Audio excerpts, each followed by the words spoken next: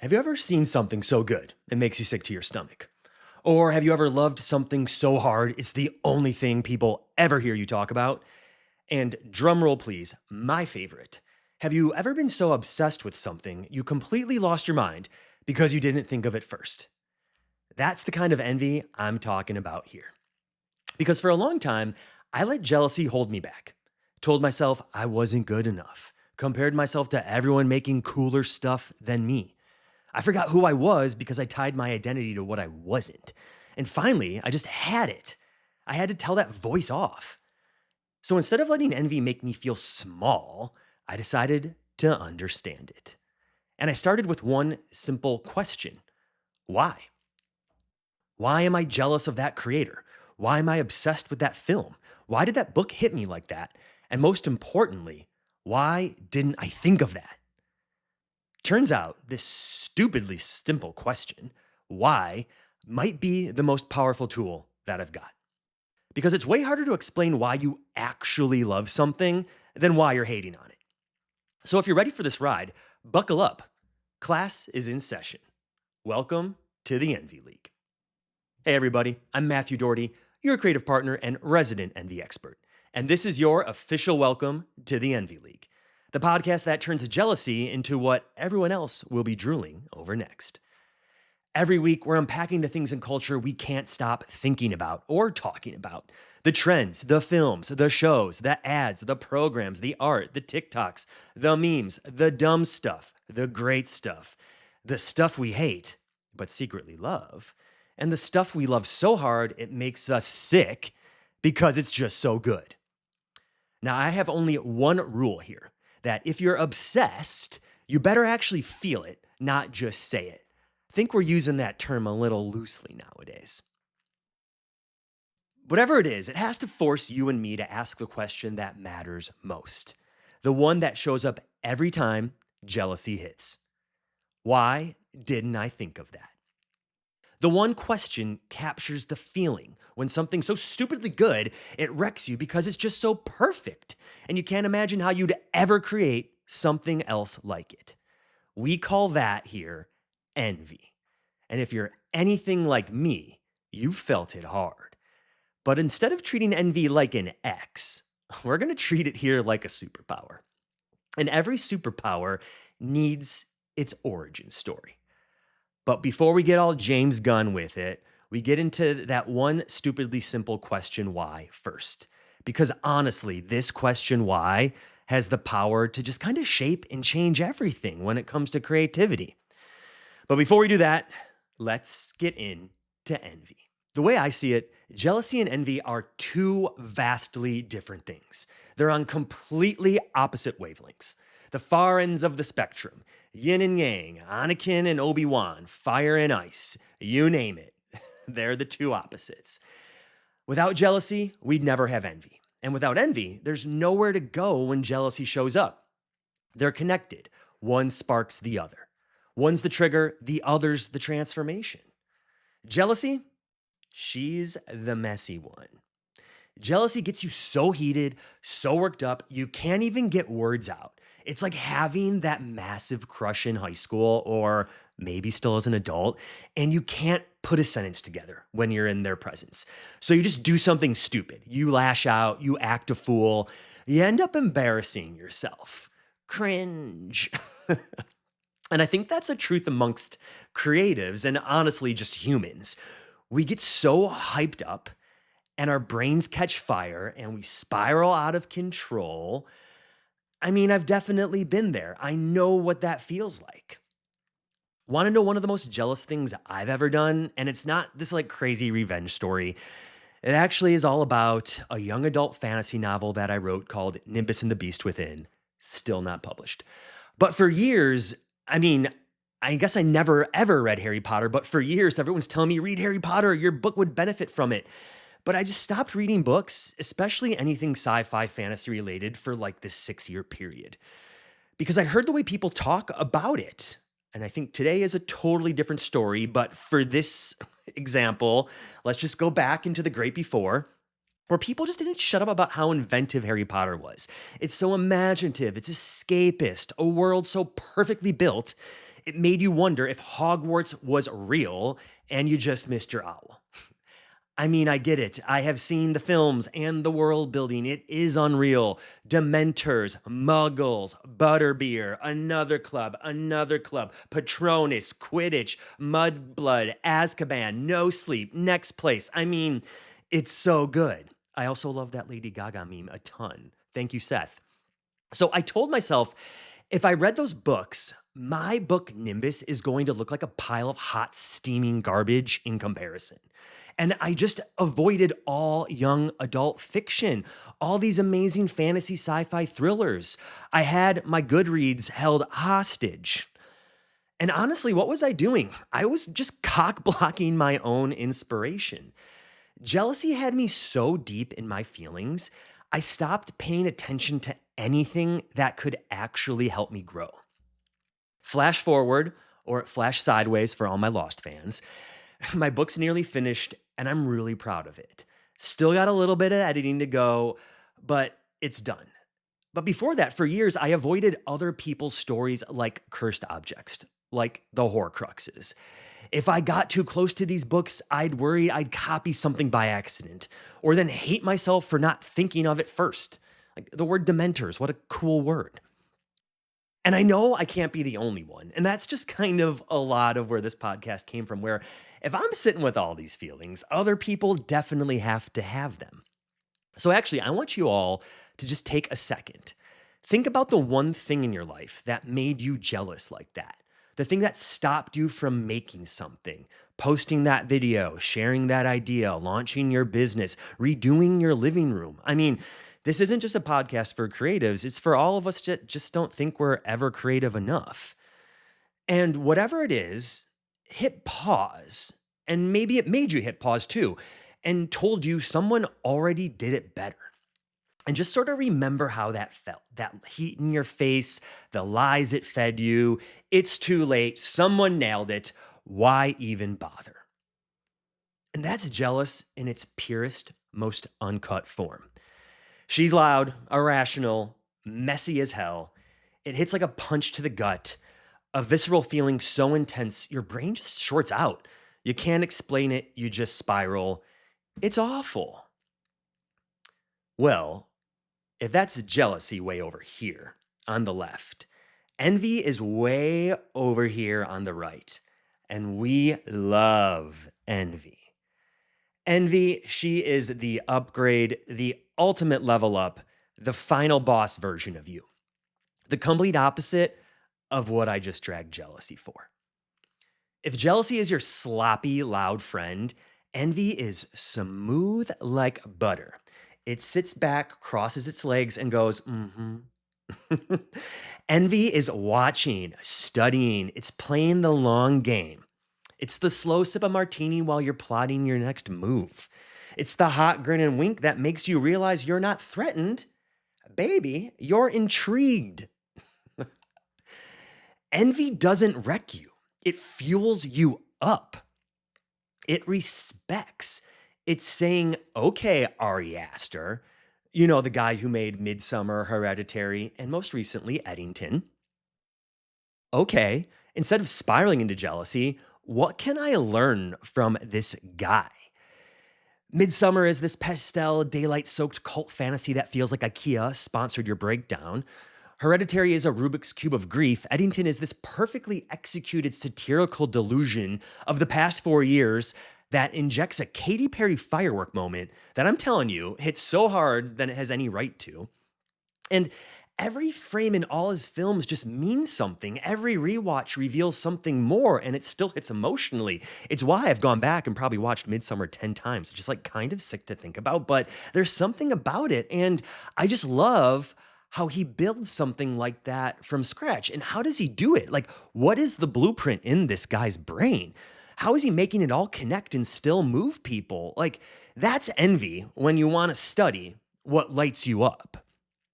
Envy is knowing exactly what you want to find out, who you are, and still wanting to find out more. Envy is hot and completely unbothered. And I think of another great way to think of envy is think of that one person who always just keeps it together. Like, be like them when it comes to your creativity. Confident, curious, hungry for more. But you don't get from jealousy to envy by accident. You have to start asking yourself why. Not just once, a million times. Like all the time. You're never going to stop. I'm sorry. Because to get to Candy Cane Mountain over here in Envy World, and I'm still figuring it out, y'all, you got to just keep on asking why until the path starts to show, like Moses spread the water in that sea. And yeah, there's going to be a whole butt ton of feelings in between: obsession, admiration, emulation, imitation. I got a whole journey that's going to get us from jealousy to envy, and a whole lot we're going to figure out. But save that for some future episodes, okay? Because today we're staying focused: jealousy to envy, and the one question that connects it all: why? The whole idea of the Envy League is to move across the spectrum from jealousy to envy by interrogating what's got you all hot and actually bothered with this little question, with this sharp three-little dagger: why? And say, I love this or I hate that. And these days, come on, we've all gotten really good at saying why we hate something. We don't analyze anymore. We drool over headlines like slam, destroyed, cringe, LOL. I'm no better. We all do it. It's all in my Reddit feed because it's so easy, right? It's easier to call out what's actually bad than explain why something actually works. It's like those people who call you out when you mispronounce a word in front of everyone instead of just pulling you aside and helping you out. I mean, why do they do that? I'm assuming to feel superior. Anyway, somewhere along the way, dragging became our version of empowerment. But that's a terrible substitute for inspiration. Sure, hating something tells you what not to do, but it won't tell you where to go, right? So instead of hating, take 60 seconds and ask yourself next time, like, why is this slop so bad? And more importantly, what would you do better? Yeah, that's hard, but also it's kind of magical. And I work with magic for a living because asking why forces you to pay attention to what's turning you on about the stuff you love, no matter how big or small it is. It helps you pull apart the details that usually slip by. And that's how you start spotting patterns. And that's how you learn what lights you up. And here's the kicker: your patterns don't need a PhD or an 80-page McKinsey case study. You don't need an MFA to make a mood board. You don't need cinematographer jargon to direct, or a vocabulary full of adjective porn to write an epic novel. You know what I'm talking about. Now, don't get me wrong. The people who can do all that, the ones who break down symbolism and uncover themes you never even seen, bravo, mad respect, 10 out of 10. I'm jealous of your brain. I told my internet letterbox friend at the Burke Nation that after I read his weapons review, I want your mind. What a breakdown. You know, it's the sign of respect because I just can't do it. But that sort of intellect just comes from deep practice, from soaking in something until it completely rewires your brain. But you don't need all that to ask why. You just need to be curious. And most importantly, willing to be emotionally vulnerable. That's it. That's the unlock. For example, I could say I'm obsessed with K-pop Demon Hunters, right? And that's perfectly fine. I'm going to let the internet know. DM your little besties a meme, and we are going to call it a day. It struck a chord. It made you feel something. I completely respect that. But now capture that feeling in a genie in a bottle like Christina way and ask, why? I'm obsessed because something about that music literally healed me alone on my couch at 9 p.m. on a Tuesday night. Because K-pop Demon Hunters gets me so riled up, I hit 10 miles per hour on the treadmill and it gets my endorphins blazing, and zero cares in the world are had in my little moment with Rumi and friends, right? Okay, now we're heading into the emotional territory. It's getting hot. And this brings me to a little segment I want to bring to the show every week. Welcome to the part of the show where I give myself and my guests 60 seconds to just go completely unhinged about the one thing we're obsessed with this week, simply by asking ourselves why a million times over, just like nonstop. It's loud, it's proud, it's 110% cringe. And honestly, that's the best part. It's about being emotionally unfiltered, not in a journaling with a candle kind of way, which I love, but in a screaming into the group chat kind of way. It's inspired by my boys at Lost Culturistas, little Matt Rogers and Bowen, and their segment, I Don't Think So, Honey, meets the time I spun the wheel too hard on The Price is Right and somehow gave a shout out to the entire world in less than 60 seconds. It's on YouTube. Maybe I'll post it. Maybe I won't. Either way, it's time to spiral. Can my producers start the clock? Kidding, I don't have producers. It's just me. Ready, set, go. All right, my 60-second spiral, K-pop Demon Hunters. All right, so I'm obsessed with K-pop Demon Hunters because one of the demons' names was Abs. Like, come on, Abs. Yes, Abs. I remember I texted 10 of my cousins like, have your kids inducted you into this cult yet? Because I'm spiraling and need to know if this is normal for someone of my age. I saw the Hanmoon drone shows at nearly every music festival this summer and screamed so loud I think I lost custody of my voice. I'm so pissed I couldn't be there. I cannot stop humming or barely attempting to sing This Is What It Sounds Like. I'm not even going to attempt to it, just send help so I stop. I swear this music healed me, something in me, collectively, us, all of us. Someone needs to just stop and study free because I don't know how it hit this hard, but it did. And if you haven't watched it yet, it's K-pop meets Powerpuff Girls meets My Little Pony Chaos with a Sailor Moon by Poppy collab. I'm obsessed. I'm a little bit unwell. I'm not coming back from the demon realm. If you know, you know, and everyone who knows this is a gem. How? Why did this even happen? I don't know what chakra got activated, but I'm 100% different now. And it's just really good. And if you haven't seen it, just be fun and go watch it. All right, so yeah, maybe it was a little cringe, but let's talk about what I didn't do. I didn't launch into Rumi's backstory or break down all the metaphors of the lyrics. I didn't intellectualize it. I just let myself feel it, unfiltered, a little unhinged. But I started to see what I really love about it. And once that's out, then we can start to really break it down because now there's something real that we can work with. Let's start with the Hanmoon because I love these sort of icons. I think the Hanmoon is when art starts to cross into culture. It's no longer fiction, it's literal cultural iconography. You can describe it, reference it. Even if someone has only seen the film, they know that moment, what it must feel like when they see it happen in real life. That's an example, I think, of world building at its best. And as a storyteller, whether I'm working on a brand, an experience people get to take part in, or writing a script, I always ask, what's the most important moment people want to step into, from a story or from an IP? What's the emotional connection? What's the symbolic nature of it? The thing they have to experience in real life. And the Hanmoon is that.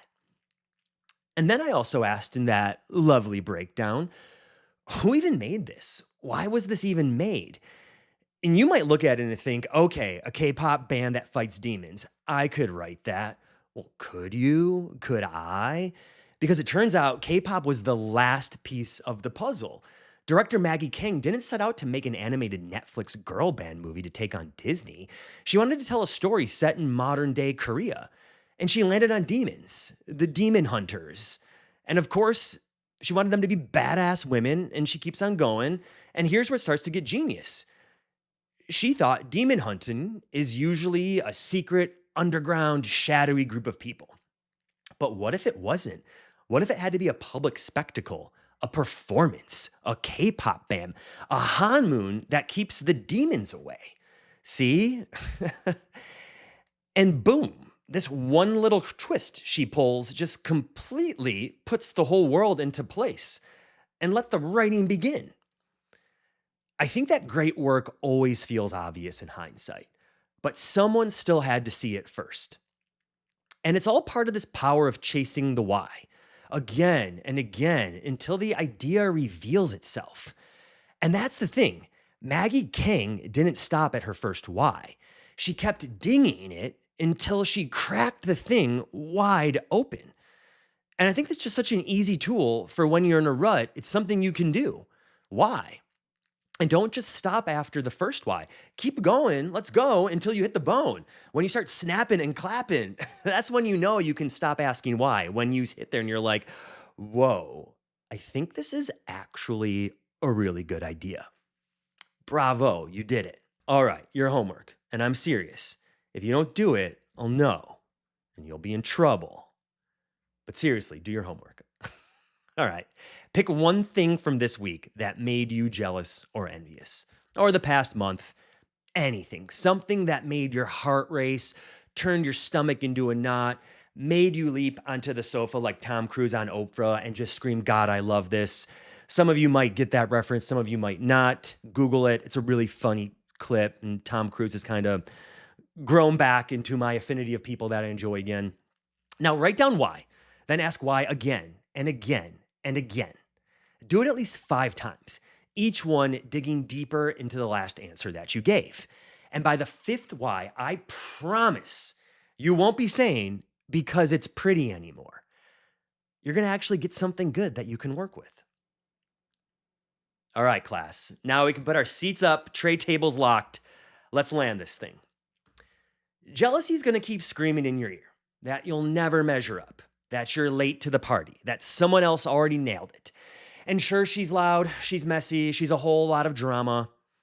But envy, remember, envy is smooth, envy is hot. Envy's the one giving you that side-eye emoji look like, hey, pay attention. This is what you want. And I'll quote Rihanna, baby, this is what you came for. And the way you get there, it's so stupidly simple it hurts.